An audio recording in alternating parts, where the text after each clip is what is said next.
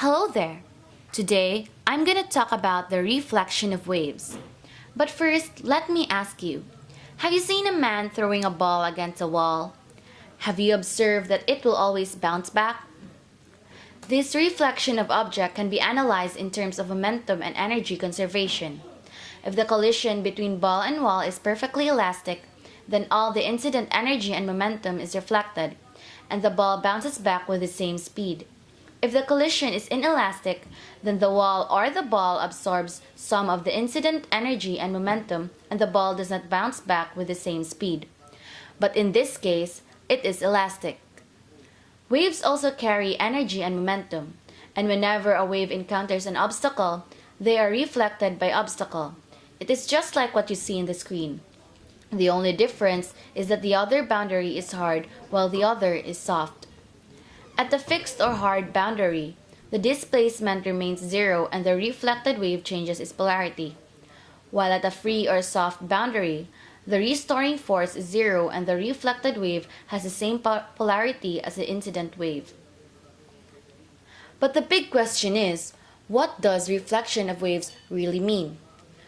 Basically, reflection of waves is a change in direction of a wavefront at an interface between two different media, so the wavefront returns into the medium from which it originated.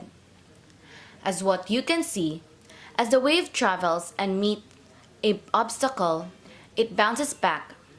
This is the property of reflection.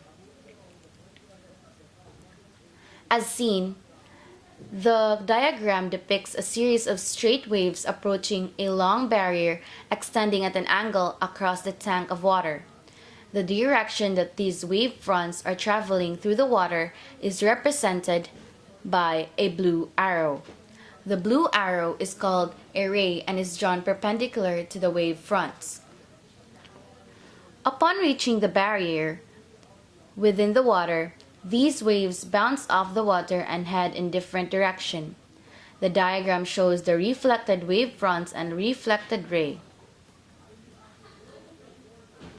Regardless of the angle at which the wave fronts approach the barrier, one general law of reflection holds true.